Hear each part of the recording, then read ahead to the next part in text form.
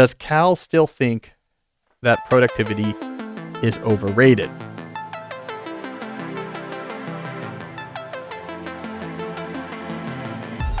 I'm Cal Newport, and this is Deep Questions, the show about living and working deeply in an increasingly distracted world. I'm here in my Deep Work HQ. I'm joined, as always, by my producer, Jesse. How's it going? You know, Jesse, there's something we did, actually something we failed to do last week that sent me down a rabbit hole in the days that followed. So I don't know if you remember this, but we had a website. I think it was like an archived version of my website we were going to bring up onto the screen because I wanted to show how I used to have affiliate links on my website. And it didn't work because it was using the Wayback Machine, which has frames, and somehow it puts the old version within frames. And it didn't really work with our tablets. We moved past it. Setting up for that, though, got me thinking about the old days of calnewport.com. You know, I started that website in 2007. It was a blog early on for a while. Now it's a blog/email newsletter that is still going on strong today. But I was going back through the archives, and it was kind of nice, actually, to re-encounter some of the early things I wrote that at the time hit a chord. So back in 2007 or 2008, hit a chord. And so here's one I came across. I'm going to load it up. I'll go down memory lane here. Here's an article for those who are watching at youtube.com/Cal Newport Media. This is episode 235. So if you're watching, you'll see this. If you're not, I'll narrate what's going on. I have an article on the screen from calnewport.com from August 31st, 2007. This is early calnewport.com.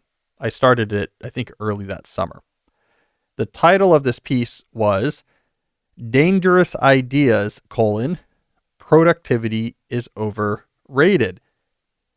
Now, I want to actually just touch on a few points from this article because it's going to lead us to the question I want to dive deeply into in today's episode. But let me just touch on a few of these points. First of all, I just want to say right off the bat, I say I should be careful here. Much of my livelihood as a writer depends on my good-natured efforts to help fellow students be more productive. So let's put ourselves in the context of 2007 Cal. I'm writing for students. I'm giving advice to students. It was much more narrow back then. All right, so here's the argument I make. Productivity is important for being successful, but its role in this endeavor is often blown out of proportion. Some of the most accomplished people I know are incredibly disorganized. They work at the last minute. They stay up all night. They constantly scramble to find what they're looking for, but they still get it done. Other accomplished people are incredibly organized. What gives? Now, I have to say, looking back at the time period in which I'm writing this, 2007, early in my academic career, I had just finished the course portion of my doctoral work at MIT. I was done with my courses and doing research full-time. I'm sure I was being influenced by the professors around me. MIT Computer Science Artificial Intelligence Lab, in the theory group within that lab where I worked, had some straight up capital B brilliant professors, and they were all really disorganized. And so I'm sure that was influencing me because I was looking around. My definition of accomplishment in 2007 was these MacArthur Genius Grant Turing Award winning professors who were killing it in the research literature, whose desk looked as if there had been some sort of disaster at a paper factory, and the rescue crews were on the way to dig through it to try to find survivors in the rubble. And yet they were still winning all these major awards. So I was being surrounded by this idea that organization has very little to do with whether or not you end up being successful. So in this article, I said, let me distill this into two underlying truths. Number one, being productive does not make you accomplished. But number two, it does, however, make being accomplished less stressful. That was my best read on the quest to pursue productivity advice and put more productive habits into your professional life. My best read in 2007 is this is about making your work less stressful, organizing your efforts. It is, however, orthogonal to whether or not you end up accomplishing important things. As I go on to clarify, or let's say elaborate, is what you need to be successful is a drive to keep working with a laser-like intensity on something even after you've lost immediate interest, tenacity, a grating thirst to get it done. These are the precursors of accomplishments.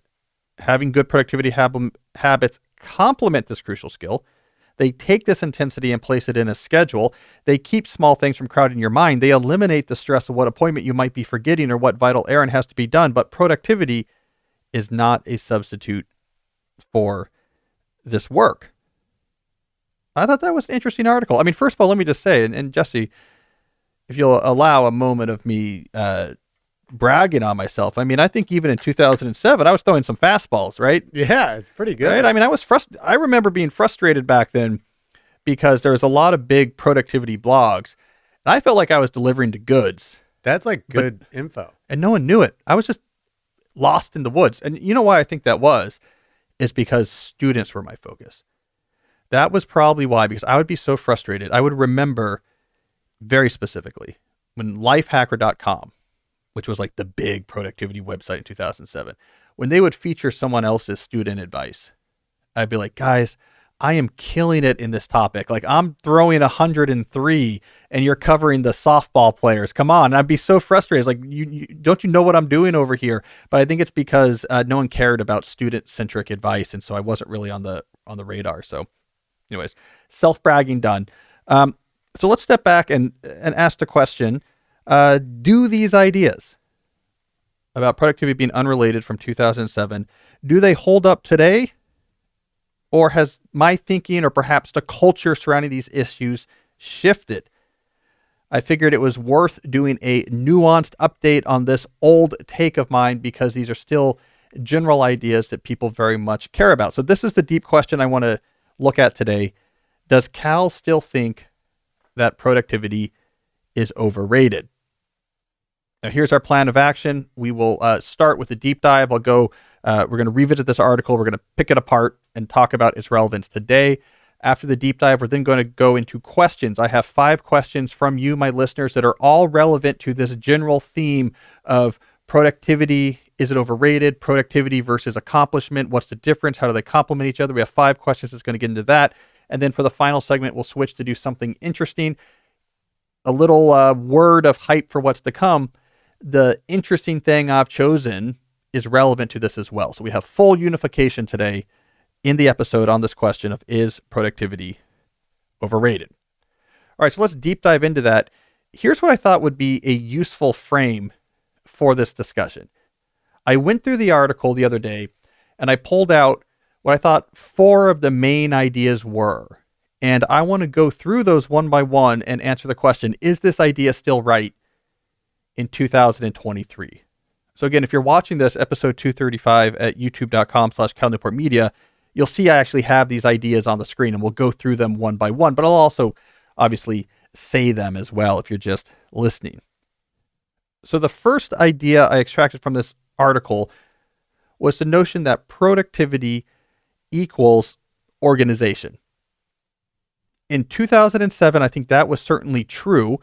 In common usage, especially online, productivity was most associated with the word advice. So if you're talking about productivity, you were typically talking about productivity advice. That's what people meant by it. And it was advice that was focused on how do you make sense of, keep up with, and prevent yourself from drowning in what seemed to be an increasingly intense deluge of tasks and communication and work.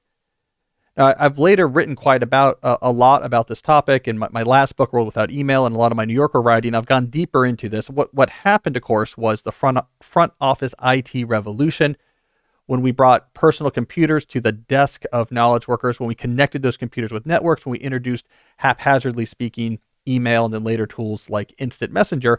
It created way more work than we were used to before, a faster velocity of work, way more interruptions and context shifting. So there was this explosion of interest in the first decade of the 2000s. And what do we do about this? And that's what productivity meant. And so that comes through very clearly in my article. When I'm talking about productivity, I'm talking about productivity advice. And when I'm talking about productivity advice, I'm talking about keeping up with and organizing everything that's on your plate. In 2023, I think the culture around this term has shifted, especially in online or elite discourses. I would say productivity is now much more associated with culture today, whereas in 2007, it was much more associated with advice. So when people discuss productivity or refer to productivity today, They're talking more, or they're more likely to be talking about a culture of productivity, a value framework around what produces worth, what defines you as a worthwhile person, what is the meaning of work. So it's a much more philosophical, cultural discussion, much less a pragmatic, technical discussion. Interestingly, the connection between productivity and accomplishments, like accomplishment in general, is not discussed that much anymore. I think it gets in the way of the current in fashion critiques of productivity. So if we want to think about productivity as a culture or a mood that we can attack or destabilize with criticality, we don't want to really focus too much on could this be leading to real accomplishment? Are you doing things that's useful? Because humans are wired for that. We still admire people who accomplish things. So we've really disconnected discussions of productivity from accomplishment and see it more as a culture that we should discuss or critique. So on my checklist here for productivity equals organization, I'm going to give that a red X. I don't think that idea still holds up the same in 2023. All right, second big idea I extracted from my 2007 article: productivity is unrelated to accomplishment. This, I think, was one of the big ideas from that piece. And what I meant, if you'll remember my quotes there, is that you could be organized or not organized. It didn't really specify whether you were going to be accomplished, whether you're going to accomplish something noteworthy. If you were organized, you might be less stressed, but it wasn't going to. Being organized doesn't make you more likely to do a big accomplishment. Being disorganized doesn't reduce your probability of having a big accomplishment. So that was one of the core ideas from my 2007 article. But the other related piece here, of course, is that productivity, at least when seen through this organizational frame, its main role is stress reduction, keep control of things, keep control of the obligations on your plate. I would say, yes, that's still true today. There is not a very strong correlation between the organizational notion of productivity and significant accomplishment. It still remains today, like it did in 2007, that some of the most accomplished people in all sorts of different fields are a mess when it comes to other aspects of their life, their organization, how they keep up with things, how they plan their time. So I'm going to give a green check for that idea. However, maybe I'll put a little star next to it. I have additional thoughts on that. So something I missed in 2007, which I think was true, that I missed, is what those disorganized professors with the Turing Awards and MacArthur Genius Grants were doing.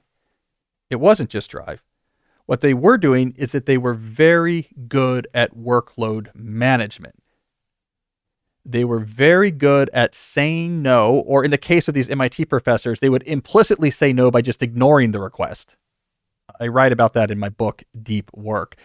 That was their way of dealing with email in the early 2000s was, I don't want to deal with this. This is a stupid request. You didn't specify it clearly enough. I'm just going to ignore you. Try again.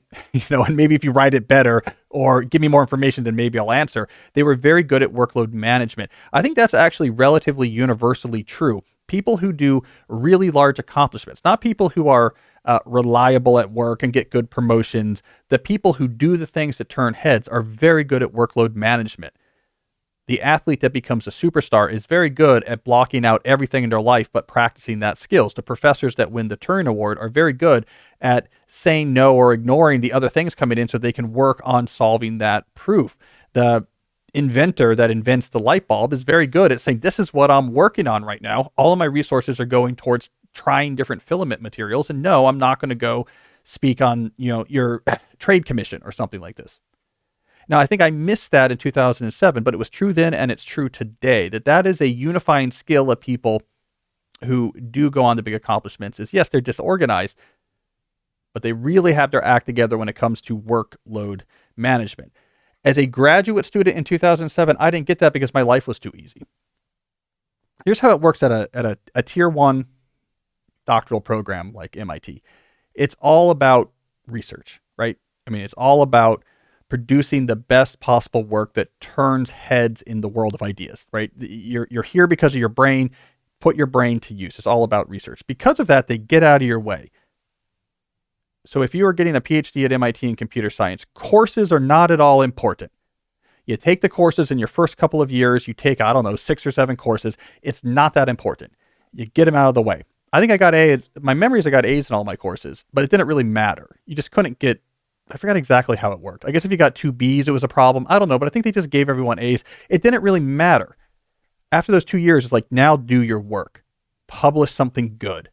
And so our workloads as grad students was as low as any job anywhere in the world. It was basically work on a paper, 6 months from now, publish it. So I don't think it was on my mind. Workload management as being a critical component to accomplishment was not on 2007 Cal's mind. 2023 tenured professor, Father Cal, oh my, it's on my mind. So I put a little star here for those who are watching online because that idea is right, the one I had in 2007, but it's also, we need to expand it if we really want to capture the full picture here. All right, let's go to the third of 4 ideas from the original article. Number 3, drive is underrated. So this came through in that piece, right? In the quote I read you, I said, here's the thing that really seems to matter. This weird, I don't know where it comes from, this weird, mysteriously sourced, tenacious drive of like, I want to do this well. And I'm going to keep shooting basketballs until, my hands bleed. Like, Jesse, you would like this article. I have to find it. Someone sent it to the interesting at calnewport.com address. It was about Steph Curry, speaking of basketball players. And it was saying a big part of understanding his success was he innovated practicing. Like he figured out how to not just practice more, but like make his practicing much more focused like a laser on exactly the skills that had the highest value. That type of drive, I don't know where that comes from. But every time you see a major accomplishment, that's very important. You don't see like, oh, what really mattered for Steph Curry was his inbox was clean and his desk was clear. He had a tickler file. You better believe his tickler file was reviewed every month and he would move the scraps of papers. It doesn't matter. What matters is he's obsessing about how can I get more out of a 4-hour practice session. And I saw that back then, right? I mean, these professors I was around were super focused. So I'm going to go ahead and give this one a green check. Drive is underrated because, I don't think we understand it enough. What are the different forces that go into it? What are the social forces, what you're around, how you're raised, genetics? I have this pet theory that often a major source of drive is there's typically some sort of event that happens that puts a chip on your shoulder in some sense. I certainly had this where you're like, I'm going to show them, I'm going to do this. Like there's some sort of thing that happens maybe early in life. So there's some sort of personal historical event that occurs. We don't know enough about it, but it is at the absolute core of people doing really important things. And I noticed that back in 2007. Why is this person different than that? We don't really know. And I think we still don't really know today. So it was interesting, like around the time this article came out, this is when Malcolm Gladwell's Outliers came out right around this same period. And he was trying to answer that question. But I think his question, he answered it more from the perspective of the what than the why. So he answered it from the perspective of getting really good in these big accomplishments takes a huge amount of very hard practice. And so if you don't have the circumstances to be able to do this practice, you're sort of out of luck. The Beatles went to Hamburg and were able to work in these clubs, 3 or 4 shows a night, and in this melting pot of different musical styles and really figure out their style. They could deliberate practice hundreds of hours a week and really emerge as a very tight group. That's like a classic Gladwellian analysis. But what was left out of it was the why. Why did they go to Hamburg? Why were they willing to play that much? Why were they so much more driven than all of these other bands that were coming out of Liverpool at the time? And I still don't think we really understand that. So I think that's a good point. However, I am going to, I'll draw a dotted little arrow for my star from before this one because drive is underrated. But that point we talked about with the last idea, that point we talked about workload management really mattering, that's also relevant here. So drive is the secret sauce, but drive coupled with workload management, because all the drive in the world is still going to get your metaphorical car stuck if it's overloaded. So I could be super driven, but say yes to too many things and not going to be able to actually live up to my potential. So again, there's some sort of weird interchange now that I didn't articulate super well back then, maybe I can articulate it better today, but this weird interplay between drive and developing this ability to say no and manage your workload. And these two things orbit each other. They orbit accomplishment somehow. All right. Final idea from that 2007 article that I want to point out here is Cal is hungry to make a mark. I think that permeated that 2007 article. I think that permeated a lot of my writing early on is I was hungry for accomplishment. I felt potential. I felt I had ability, and I was frustrated that things took time. I just wanted, man, I didn't even know exactly what it was. In writing and research, I wasn't quite sure. Was I going to start a business? But I just knew I wanted to do something. And I think that focus on like what matters for this accomplishment, you can see it in there. Productivity is important because I don't want to be stressed. But man, it's these driven, messy professors who are winning these major awards. That's where it's at. And that's what matters. And that permeates a lot of my writing in 2007. I think it comes through clearly. I would say 2023 Cal is still hungry, but also tired. This is the difference. Now I have a bunch of jobs and a bunch of kids. I've done some things, so maybe I don't have that same sense of urgency. But that accomplishment above all else mentality that I had then, I think is not there nearly as much in my writing today. I'm going to give that a red X. Those who follow the show, for example, now see the slower philosophy I have about accomplishment, that within the craft bucket of the deep life, you should be honing your craft, working on something important, what the Buddha would call right livelihood. Do that as much as possible with a good deep to shallow work ratio. That's personally important to me. Working on something important with craft, keeping the deep to shallow work ratio really good. I don't react well to large amounts of shallow work. But that is then just one bucket among four. So when you're working, that's how you're working. But then you also have community, and then you also have contemplation. Then you also have constitution. And this slows things down more. But this is my philosophy of slow productivity. That's okay. Because when you look back at the end, what did I do in the last 30 years? You want to point to some really important things. That's more important that in the scale of this month, am I rock and rolling every single day? So, I'm still hungry, but I'm not as hungry as 2007 Cal. My philosophies of the deep life and slow productivity, I think, have evolved, and we're not there. We're not there yet in 2007. So that's my look back at that piece. So yes, I agree today that productivity is still overrated. Productivity in the 2007 sense of being organized on top of your work. And I would say, yes. We've changed what we mean by that term over time, but we still end up at the same place, which is the deep life, however you define that, is about much more than just how organized you are in your efforts. However, being organized in your efforts makes that life notably less stressful. So I think I was on to something back then, even if my ideas have changed. Did you come across any other articles in your yeah, there's search? a bunch of interesting ones. Yeah. I'm thinking I should maybe revisit some more in some future episodes. Yeah. It's interesting to see. It's a real mix. My memory was for like at least a year, that blog was straight up student tactics. Like, here is how you should take notes on a multiple choice exam. Here is how you should deal with choosing your courses for a semester. And there is a lot of that stuff. But what I forgot is I was writing 3 posts a week. Wow. Yeah. Because I was hungry, right? And bored because I was a grad student. There's not enough to do. It's an easy job. So I didn't have much to do because I was a theoretician. So I didn't have any labs to go to or experiments to run. It just was solve proofs. So I was writing 3 posts a week. So yes, every Monday I was writing student advice. I called it Monday Masterclass. I forgot about that. I called it Monday Masterclass, and it was hardcore tactical student advice. But then I had Wednesday and Thursday and Friday. I think that's the other days I would post. And man, I was doing this type of stuff a lot more. I was like thinking about accomplishment and productivity and philosophy. And it was a more interesting blog back then that I remember. Yeah. Yeah. Also just a lot of ideas that are still here today. I've just evolved them, but they're still more or less there. I don't know. A lot of seeds were being planted back then. So basically everything you hear me talk about is like an outgrowth of the first decade, 2000s, like online productivity culture. Your walks along the Charles with your dog? Yeah. Well, that came later. Like we didn't get the dog until I was a postdoc. Oh. Because our apartment when I was in grad school didn't allow dogs. Yeah. Yeah, so that came later. Anyways, so what we're going to do then is we'll do 5 questions that are real people, real listeners with issues around this tension of productivity versus organization. Is productivity overrated? First, though, I want to mention briefly one of the sponsors that makes this show possible. That is our friends at Blinkist.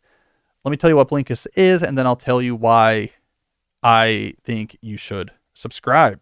So Blinkist is a subscription service that gives you access to short summaries of over 5,500 nonfiction books. These short summaries are called blinks. You can either read them or you can listen to them. About 15 minutes to read them, about 15 minutes to listen to. It gets you the core ideas of all of these important nonfiction books that are coming out ever more each week and each month. The reason why they've been a longtime sponsor of the show is because I think reading is critical to living a life of ideas. A life of ideas is critical to stand out or succeed in our current knowledge economy. There are too many books, however, for you to successfully keep up with which ones you should buy and which ones you shouldn't. So you use Blinkist to help you make that determination. You come across a book, you say that could be interesting. You listen to the blink, you read the blink, 15 minutes later, you have the big idea. So now you know either this is all I need. I can talk about this big idea. I'm not going to buy the book. Or you say, wow, I can't wait to buy it. So if you are someone who has books integrated into your life, and you absolutely should, Blinkist should be your companion. Blinkist is a critical tool for anyone who embraces the reading life. Now they have this nice new feature I want to mention. I think it's called Connect, Blinkist Connect. And it allows you to essentially give a Blinkist account to a friend for free. It's a 2 for the price of 1 promotion that I wanted to mention so that you can share with a friend that you also want to support their reading life. So just until February 28th, coming up, just until February 28th, Blinkist has a very special offer for our audience. If you go to Blinkist.com/deep to start your 7-day free trial, you will get 40% off a Blinkist premium membership. So if you're going to sign up anyways, do it now while that deal is still there. That's Blinkist, spelled Blinkist, Blinkist.com/deep to get 40% off and a 7-day free trial. Blinkist.com/deep. That offer is good only through February 28th. And for a limited time, we have that Blinkist Connect promotion as well that allows you to share your premium account. So you can get 2 premium subscriptions for the price of 1. I also want to mention these guys I've known for a long time, 80,000 hours. Let me tell you what it is, and then I'll tell you why you should check them out. 80,000 hours. Where does that number come from? How many hours you will work in your life. 40 hours a week, 50 weeks a year, times 40 years gets you to 80,000 hours. The idea behind this organization is recognizing that the time you spend working is your biggest resource. It's your biggest opportunity to make a difference in the world. What career path you follow might be the most important decision you ever make, especially if you care about leaving this world better than how you came before. So 80,000 hours is an organization that has spent the last 10 years working alongside academics at Oxford University to conduct research on how to make the most out of your working life. They have 3 different things. So if you go to 80,000hours.org, there's 3 different things you can find there. One is their website. The website has profiles, answering profiles of some of the biggest problems that you can face with you can try to help with your career. They have career reviews. There's even an 8-week career planning course. Articles on there are really good too. There's one I read recently, how many lives does a doctor save? They did the math. If you become a doctor of a certain type, how many lives will you expect to save throughout your career? They're kind of quantitative nerdy over there. That's why I love them. And so you get that type of stuff. They also have a podcast that has in-depth conversations with experts on the world's most pressing problems, the 80,000 Hours podcast. Check out their somewhat recent episode with David Chalmers, the Australian philosopher who's a leading thinker on machine consciousness and intelligence. I actually just read a lot of David Chalmers for an article I'm writing, and that interview was a useful resource. Finally, 80,000 Hours offers a job board where they have a curated and constantly updated list of hundreds of active job openings that they think might help you make an impact. All right, so I've known these guys for a long time. because I was writing about careers and what to do with your careers around the same time they were starting up 80,000 hours at Oxford. So I've been in touch with these guys. We've been talking back and forth for over a decade now. So it's really top notch. If you want to make a difference with your career, you got to check out 80,000hours.org. Now, if you're going to go over there, go over to 80,000hours.org/deep. The /deep lets you know that you came from here. So head over to 80,000hours.org/deep. Check out their articles, their podcast, their job board. Sign up for their newsletter. 80,000hours.org/deep. Find out how you can make all those hours you'll be working your life make a difference in the world. All right. The time has come to do some questions sent in from you, my listeners. All in this episode will all be about our general question of productivity being overrated. Jesse, what do we got as our first question of the episode? All right. First question's from Andy, a 39-year-old IT director. Sometimes it takes me a couple hours to feel my way into a task before I start to make some proper progress. At this point, I abandon the rest of my time block schedule and just go with it. Is this okay? Andy, it's a common question. Deep endeavors can be hard to start. Deep endeavors can get their grips on your mind once they get going and blow up your schedule. I have been there before. Anyone else who does deep work on a regular basis has been there as well. I have a small and big answer. So sort of a small tactical answer and a bigger picture strategic answer to this question. So the small tactical answer is, well, let's not make your deep work so hard to get started, right? I noticed that in your question. You said you have to feel your way into a task for a couple hours before you start to make proper progress. You can make that much smaller. That lead up time to you really getting on a roll, you can make that much smaller. And I think that's going to help prevent deep work from blowing up your schedule as consistently. I've talked about this a lot on the show.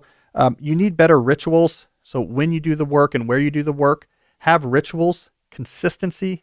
These are the times each week I do deep work. These are the locations I go to do the deep work.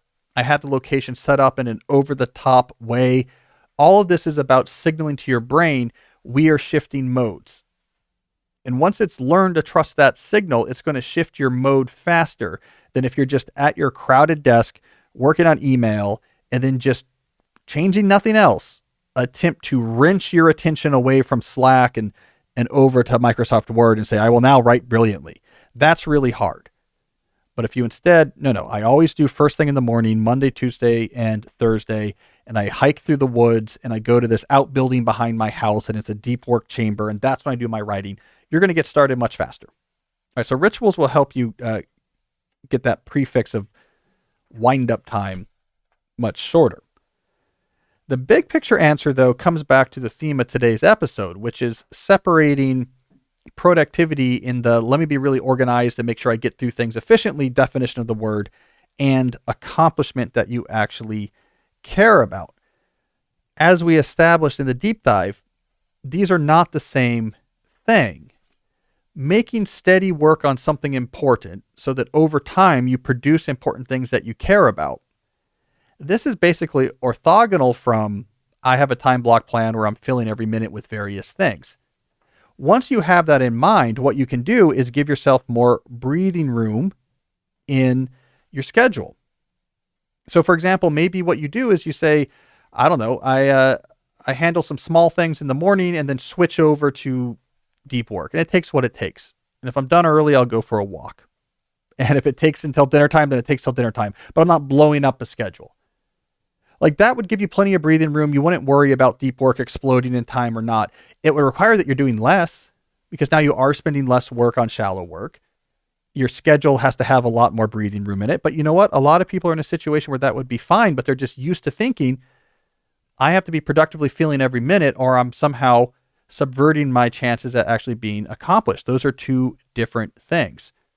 So if you are reducing what's on your plate by 20 to 30% so that you have much more flexibility on your deep work, I don't think the outside world will even notice. I don't think your income's really going to make a difference. But you psychologically will feel a great advantage if you just have breathing room. If this takes long, it takes long. I'll do this shallow work first, switch over to the deep work, go to my shed so that it doesn't take me 2 hours to get started, and I'll just see what it takes. If I'm not feeling it, I'll mow the yard. If I am, I'll get more work done. So we're going to see this come up, I think, in several answers today. Separating highly efficient organization from accomplishment now allows us to play with things like workload. Now allows us to imagine a life with accomplishment being something that really impresses us and impresses others and makes us feel fulfilled, and separating that from a vision of a life where if I don't get every minute of this time block plan done and every minute dedicated, that I'm somehow there's going to be a real problem. It allows, there's possible to be accomplished without being completely overwhelmed with work. So I don't know, Andy, if that's what you're expecting to hear, but do less and give yourself more breathing room for the deep. If you can pull that off, that's going to be the most sustainable answer. All right, what do we got for question number 2? All right, next question is from Avi. Some weeks I'm very motivated to do work and I feel so good. On others, I just don't feel like it. This leads to negative emotions and I completely lose the motivation to do work and indulge in pointless social media. Do you have some advice on how I can keep doing the good work every day in slow but steady manner? Well, this is another prime example of why just focusing on productivity is not in itself a sustainable strategy. So if all you're working on is I'm doing the right organizational things, I have my multi-scale plan, I'm time blocking every day, strategic to weekly to daily, you could be doing all the things, have all the tools, have all the rules. That alone is not going to make you fulfilled and feel like you're accomplishing things and being excited about work every day. And that's what's happening with Avi here. In his extended answer, or his extended version of the question, he talked about, hey, I do all your things, all your productivity things. But he still will just like fall out of like, I don't really want to work on this, and lose whole weeks in the spirals of self-doubt as he spends more and more time on social media, etc. So again, this is this sort of necessary but not sufficient precondition type situation. Productivity, these tactics are going to really be a nice precondition for a sustainable, accomplished, deep life, but they're not sufficient on their own. So Avi, let's try to go forward and fix your problem here. I think the issue is either your mind doesn't trust your plan or your mind doesn't like your plan. I mean, this is what causes people to just stop working and get lost for 3 days on social media. Either the thing you're working on, your mind says, this is not going to work. We're spending all this time on whatever, like our influencer YouTube channel, and it's not good. And we're not going to become famous, and it's not going to pay our bill. Or we're writing this novel or this business ideas. I don't even know what this is. We're just jumping on calls all the time, and it's like a simulacrum of business. We're not actually like doing something or producing something. So your mind might say, this work, I'm not going to do it. This isn't going to lead us anywhere. You know that. You're just spinning your wheels in a highly performative way. Or your mind says, okay, maybe this will work. I just don't like the plan. What we're working on, what this job is grinding and boring or against my values. And I just don't want to do it. So it is your mind against whatever plan your productivity system is saying it should be doing. So if we're going to fix that, there's 2 things we can do. The first thing we want to do, of course, is focus on the craft portion, the craft bucket in your overall deep life buckets. That requires some work here. It requires some work to sort of think through, what am I working on and why? What are the projects I'm taking on? What is my workload? Is there something in here I just really hate? How do I re-engineer around that? Is there something in here I think is really important? All right, so how am I going to do that work? Like, let's start thinking that through. Let's not be so haphazard and just see if we're in the mood for it and what our mind says. Let's take that a little bit out of the picture. Like we talked about with Andy in the first question, maybe we'll set up a location for this work and it's different than what we do that. Maybe my workload is out of whack. I need to take things off of my plate. Maybe I need to more radically shift what I'm doing, but we want to get the craft bucket in order. So you got to know what you're working on, why you're working on, how you're working on it. You want all of those pieces to come together. And that might take you about 6 weeks of really thinking and tinkering and trying to optimize that part of your life. The second key then, maybe a little bit more surprising, is looking at the other buckets of your life after that as well, the other areas that make a deep life deep, and start systematically getting your house in order in each of those other areas as well. Constitution, your health, community, how you're serving or leading on behalf of others that are important to you. Contemplation, how you're making ethical, philosophical, and theological concerns something that you're engaged with and at the core about how you structure and live your life. You get these houses in order, and even then, when you're in a hard part or a hard phase in work, you're much less likely to fall into, let's go on YouTube all day. let's go on TikTok all day. That spiral of activity, the self-recrimination that comes out of the spiral self-recrimination that comes out of you falling deeper into activities that you know are ultimately shallow and not useful to you or your vision on earth. When you have the other buckets tuned up, even when work is hard, they're going to support you. Even when, okay, I have this, whatever, I'm in year 4 of med school, my residency, and I think this is important, but it's just so hard and it's exhausting. They support you. And you say, I want to lead other people. I want to be, I'm exercising, I'm outside, I have the celebration bucket, I have this hobby, I'm really into film, or I have these other things that are more meaningful in quality, and they're there to fill my time. And even if I have to take a break from work for a few days, what I'm going into is something else that's important, something else that I think is useful. So these are the two aspects of what's pushing to the spiral. One is that your relationship to work itself needs some work. The craft bucket has to be overhauled. But the second piece is you don't have other options for when work is getting you down. So I'm being pushed towards I need a break, and I have nothing else quality to do with that break. So, I end up on TikTok looking at ASMR videos, which I think is what people do on TikTok. So those are your two options. Okay. So you got to get the whole deep life in order. And it's not going to get rid of hard things. It's not going to make your job feel good every day. It's not going to solve all your problems. But I think that's what's going to be your best bet for getting out of this cycle of self-doubt and self-recrimination. All right. Andy and Avi. Oh, look at this. So what we need now is someone whose name starts with a B. It's exactly what we have. Ben. Yes. 24-year-old software engineer. I alphabetize all of my questions now. I think that's very important. I think people have high expectations. All right, what we got from Ben here? As a sophomore developer, I sometimes have to wait up to 30 minutes to merge a new bug fix or feature into the main branch of a program. These durations are unpredictable. What should I do to be productive in this time? Ben, you have to figure out in these 10 to 30 minute breaks how you can both be exercising, reading, and cleaning out your inbox at the same time, because not a single moment can be wasted. No, I picked this question because, again, I think it gets to the distinction between productivity and accomplishment. It's good to be organized to take stress off your plate, but that doesn't mean that you need to deploy those skills of organization to fill every minute with work.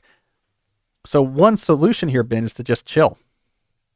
And this is nice. Like, there's periods during my day where I submit a merge of my program branch and I have to wait for my manager to approve it. And I'm just going to go see what people are up to. Or kick back a little bit. It's nice outside. I'm going to go sit outside and go for a walk while I wait to hear back from. I don't know. I don't have to have something planned. This is something I both appreciate and have to work on, because I do too many roles in my life. During my professional life, I have too many roles. And especially since I have my 9-to-5 job, my 9-to-5 framework where I work 9 to 5. So my work has to fit in there. I often enter these areas or these spans where I have to use every minute of the time because, 3 different jobs need things. And because I have these 2007 style productivity skills, I can do that. I can control everything and interleave and make it all work. But I don't want to do that all the time.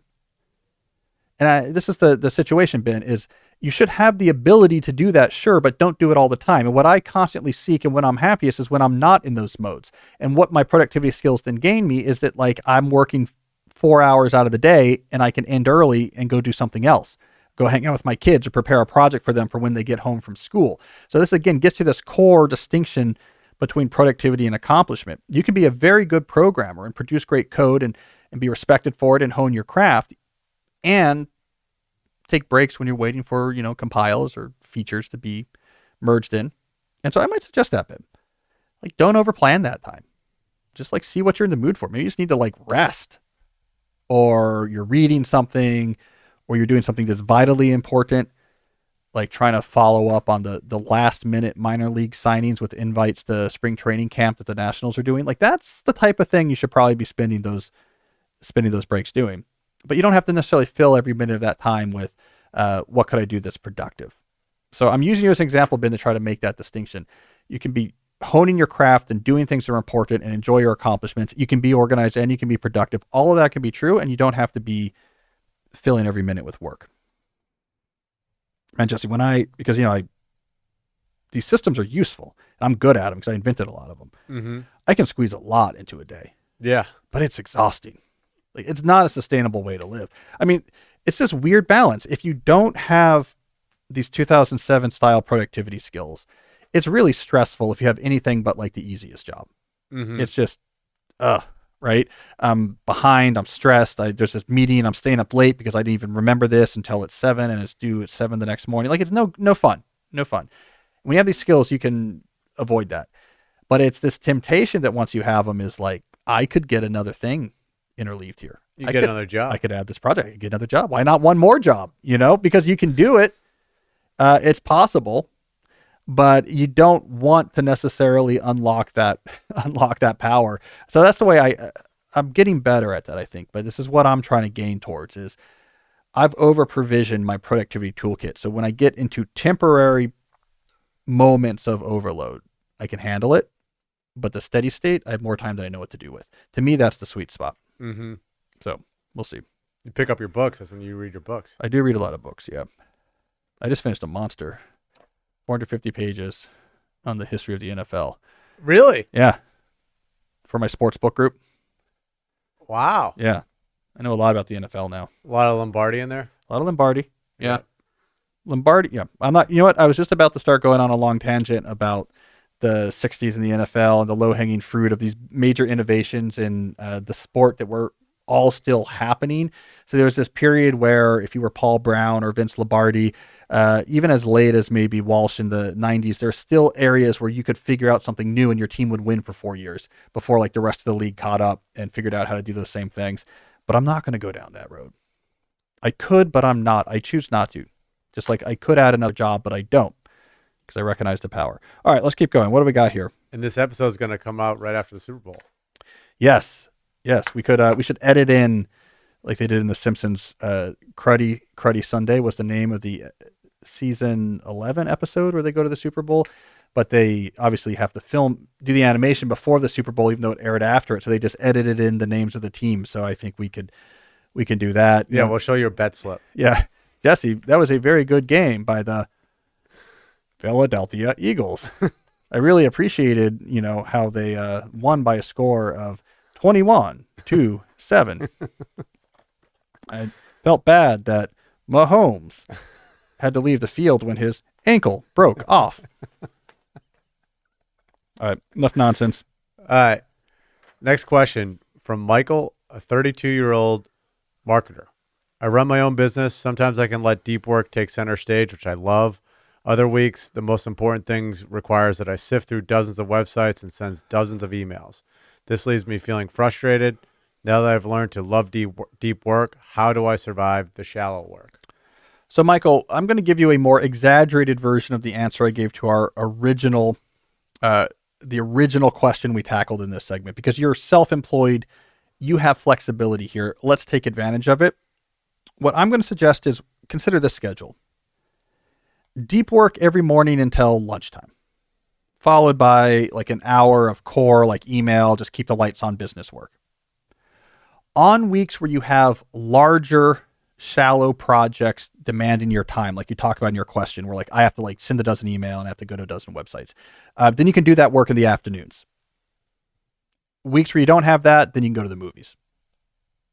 Now, to make this possible, you're going to have to reduce to some degree, not as much as you might think, but you might have to reduce to some degree the amount of work, the number of projects on your plate. But if you're doing deep work every day, every week until lunchtime, you're going to be able to produce a lot of really good stuff. And then some weeks you have necessary, shallow, rich projects you have to work as well. Working every afternoon on that, you can be on point, use some of my organizational skills so that you're being pretty effective in those times. That'll work as well. So I'm thinking maybe like a 20% reduction in the projects on your plate would make that schedule possible. That is a schedule in which you are never going to be so frustrated or disappointed because you're always doing deep work. Also, it's going to be a schedule where it's going to be sustainable and quite enjoyable because you will often have weeks where you're going to the movies. I did my deep work, checked in on my email. It's 2. I don't have a big shallow project going on right now.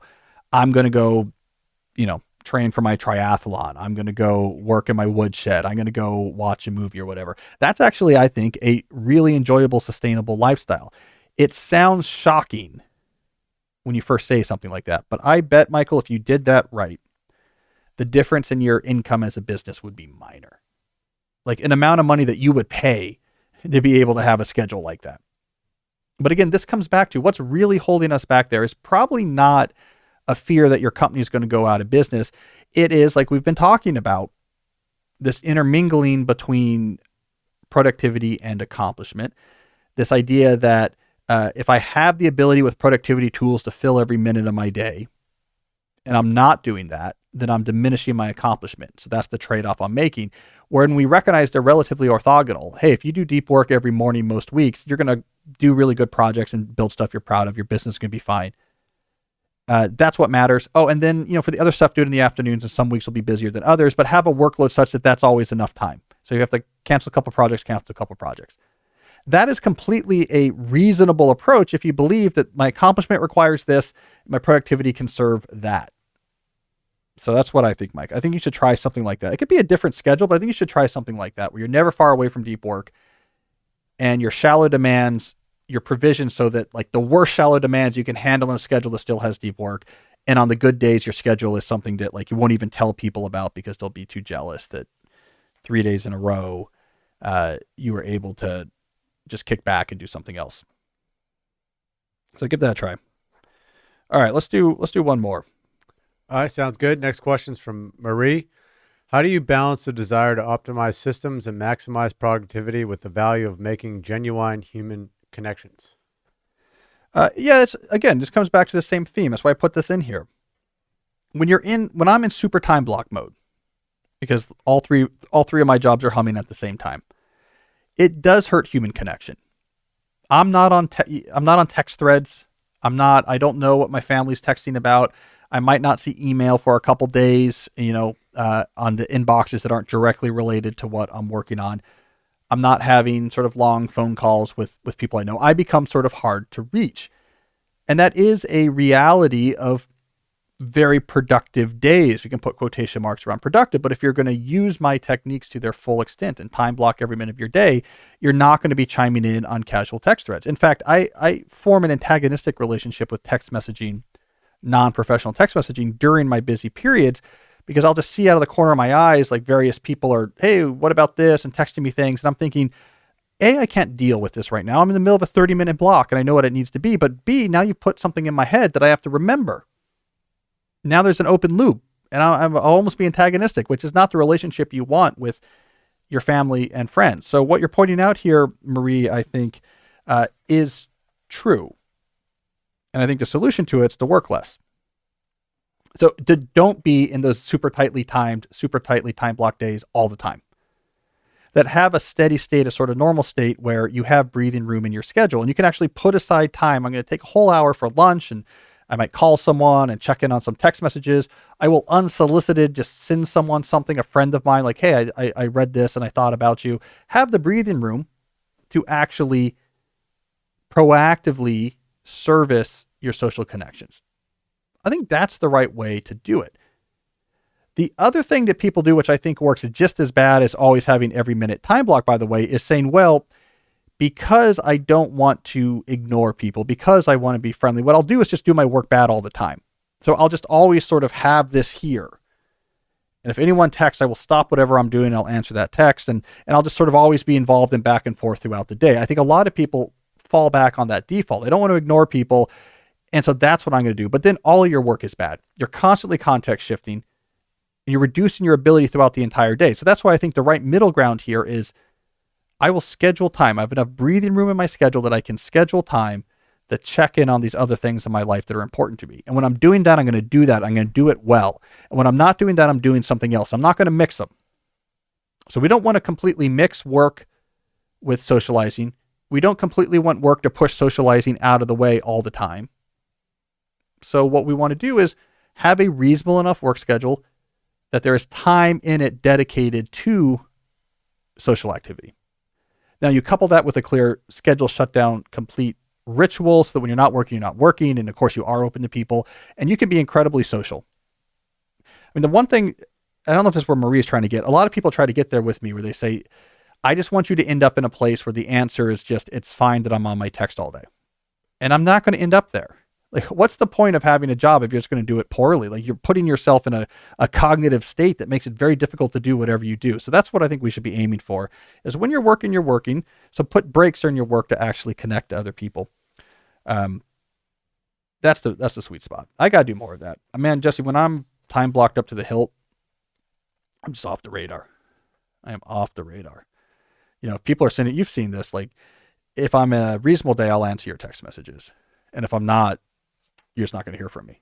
Yeah. And it's not like I'm looking at my phone and saying, forget you, Jesse. It's like, I haven't seen my phone in 3 hours. Yeah. Like, I am, rock and rolling. Yeah. You don't want to live that way all the time.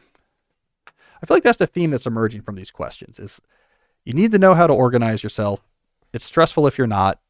You can still be very accomplished if you're disorganized, but why have the stress? But don't take those skills for granted. Don't push them to an extreme. Don't use them to fill every minute of your day constantly working, because if you always are in that state, it's unsustainable and it creates all these other negative externalities. I feel like all of my answers today have been about finding this smart balance. How do I deploy these skills, but still have intention about what I want my day to be like? Back in 2007, when you wrote that article and you were talking about the drive, did you think about money a lot?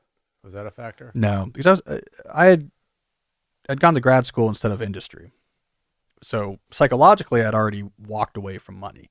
So I had a job offer on the table from Microsoft, which back then, so that was in 2004 when I had that offer. So this was, Google wasn't a thing yet. Facebook wasn't a thing yet. Microsoft was Amazon was small. So I had this big offer from Microsoft. They're going to send me to business school. It was, what was his name? Not Bill Gates, but Ballmer had this pet program where he's like, we're going to hire engineers and we're going to send them to graduate school at Northwestern at Kellogg. And we're going to send them to graduate school. It's easier to train talented engineers to be businessmen than it is to train, business people to be engineers. And we're going to send them for free to business school to be project managers. And there's this whole program. And I remember for the time, it felt like a lot of money. And then I'm going to go to grad school instead. So I'd already made that decision. Mm-hmm. So psychologically, money was not on the table. So what was on the table, why you go to grad school, what's on the table if you're at a school like MIT is citations, impact, publications. That was what accomplishments was you produced, and this is why I'm so obsessed about ideas, because this was the entire atmosphere I was in. You produced an idea that was influential. It was smart. Everyone's citing it. Everyone's using that to do their own work. You wrote this book that everyone's reading. It was all an ideas economy. And everyone just sort of had enough money. Like, I don't know, I'm a professor, I'm bad with money, but I have, I haven't thought much about it. I live in Boston, it's fine. Mm-hmm. It was like everyone had enough money. No one really cared about money. It was all an idea economy, and everyone wanted to be rich at that economy. So all that stuff is so influential to the way I think about things now. Yeah. Yeah. Interesting times. All right. So I want to switch over to something interesting. Before I do, I want to mention another one of our sponsors, our friends at Henson Shaving. That's a true story, Jesse. On my way over here today, a lot of traffic. I was waiting to cross the road. Someone from across the street caught my eye. Busy street, Carroll Avenue in Tacoma Park, and they pushed a family out of their way into the traffic, and the cars were all screeching and piling up as they sprinted past the opening that corridor that made across the street, as this family was on the ground and the cars were crashing into each other, so they could make it across the street and say, I really like your shave. That shave looks really good. And you know who gave me that shave was my Henson Shaving experience. Henson, I talk about them all the time now. It is the razor that I use because it is not a plastic thing that you throw away, every week. It's not one of these things you get behind all the security things at the pharmacy or have mailed to you every week in a box. Instead, it's this beautifully engineered piece of aluminum, precisely manufactured, beautiful, old school capital T tool. And then you take a standard 10-cent safety razor, little razor blade, and you put it onto this piece of aluminum and it screws into place. And it's so precisely engineered that you only have 0.0013 inches of the razor blade extending past the aluminum beveled edge of the razor. That allows you to get a very close shave without the diving board effect. If you have too much blade sticking out, you get a diving board effect. So with one 10-cent razor, if you use this beautifully engineered aluminum razor, you get a great shave that you would otherwise need with one of those plastic subscription bands. And I might be exaggerating, but I think they have 17 blades in them now, is how it works. So if you want to get a good shave with a cheaper made razor, you just have to throw a lot of blades at it. And I think now the subscription service, it's a wall of blades that you have to kind of slide down the wall of blades. With the Henson's, one 10-cent safety razor blade put into this beautifully engineered piece of aluminum razor, you get a shave that can literally cause traffic pileups. So I love them. I use them. It is what I use every day. It makes me enjoy my shaving experience. So it's time to say no to subscriptions and yes to a razor that will last you a lifetime. Visit hensonshaving.com/Cal to pick the razor for you. And then use that code CAL when you check out to get 2 years worth of blades free with your razor. So all you got to do is just make sure you add the 2 years of blades to your cart and then type in CAL as the promo code when you check out, and the price for the blades will go down to zero. So that's 100 free blades when you head to hensonshaving.com/Cal and use that code CAL. And I also want to talk about stamps.com. The post office, as I pointed out, in Tacoma Park is right down the street from our HQ. So I often see the lines of people building up there. I don't want to spend my time waiting in line at the post office. You probably don't either. This is where stamps.com enters the pictures. For 25 years, stamps.com has been indispensable for over 1 million businesses. It gives you access to USPS and UPS shipping services that you need right from your computer. Anytime, day or night, no lines, no traffic, no waiting. You print your postage, you stick it on, you schedule a pickup, and you are done. So especially if you run any sort of small business that requires a non-trivial amount of shipping things or sending things through the mail, you need a stamps.com subscription. So you should set your business up for success when you get started with stamps.com today. When you sign up, use that promo code DEEP for a special offer that includes a 4-week trial plus free postage and a free digital scale. No long-term commitments or contracts required. So you go to stamps.com, click the microphone at the top of the page, enter the code DEEP to get that special offer. Stamps.com. All right, so to wrap up the show, I like to pull at least one thing interesting that listeners have sent to Jesse and I at the interesting@calnewport.com email address. This is where people send me things they think I might be interested about from the world of the internet. And I like to feature some of these on the show. So today, I'm going to switch over to it now. Today, I chose something someone sent me just the other day that was really relevant actually to our conversation. So I thought it would be good to focus on. So this is it was a article, I suppose. Let me see if they say where this is from. I have it on the screen now. So if you're watching, again, episode 235, if you're watching on YouTube, Cal Newport Media. It's from a magazine called Change. It's from their January-February 2023 issue. The title of the article is The Productivity Trap: Why We Need a New Model of Faculty Writing Support. So I won't read the whole article, but there's a nice abstract. So we can go over a couple points from the abstract here because I think it's interesting and it gets exactly to the point of our episode today about thinking about the complicated relationship between productivity and meaningful accomplishment. So here's a couple bits of summary from this article. 1, productivity is so entrenched in our visions of good work and a successful academic career that it has become normalized and thus very hard to question. Valorizing exceptional productivity normalizes escalating standards. It is hard to know how much is enough, especially when more always seems better. The myopic focus on productivity feeds the illusion that we can and should live up to its demands. So let's just stop there for now. This is an interesting critique of academia, which, at least based on my experience of computer science, so that's my field, so I don't want to speak for other fields, but at least based for my field, there is a lot of truth to this. There is a notion of productivity that has taken hold a long time ago in my particular field that's based on quantity.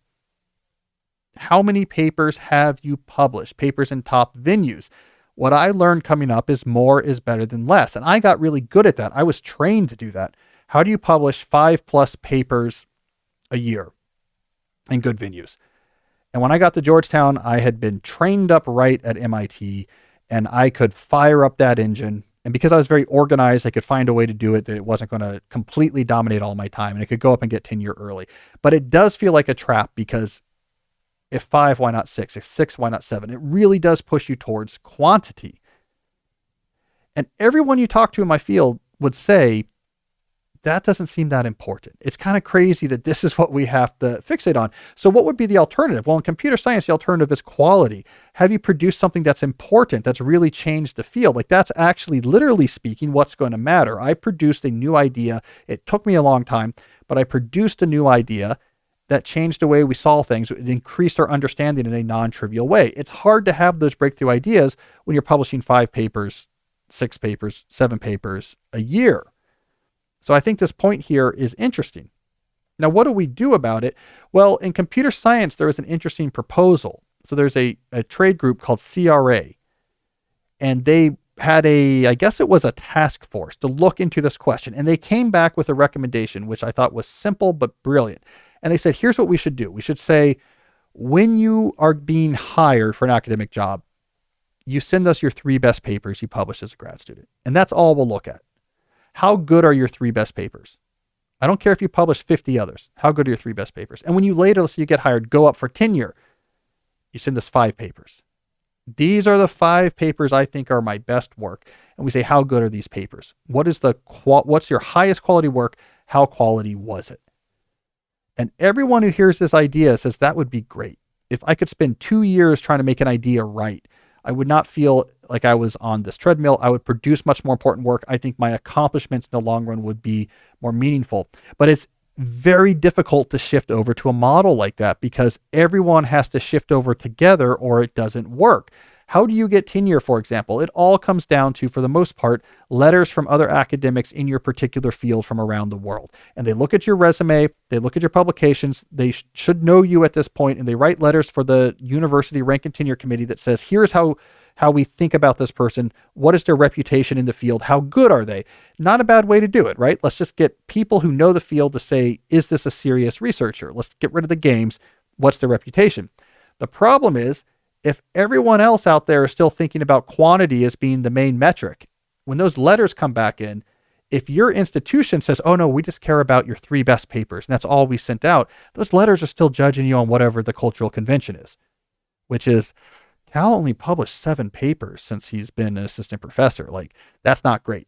So if we can't switch over everyone, it's hard to make changes incrementally. So this is why I think trap is probably a good word.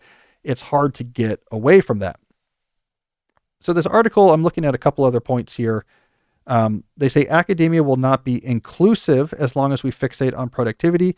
That is absolutely true as well. I think when quantity is what matters, then you really begin to sort out who is going to be able to really excel based in large part about available time they have for work. You know, the most successful grad student I know, for example, due to visa issues, could never travel, could never go home, was basically stuck here and just worked 12 hours a day every day, except for 3 hours on the weekend on Sundays for exercise, right? So it really makes a difference. And then you begin the shift.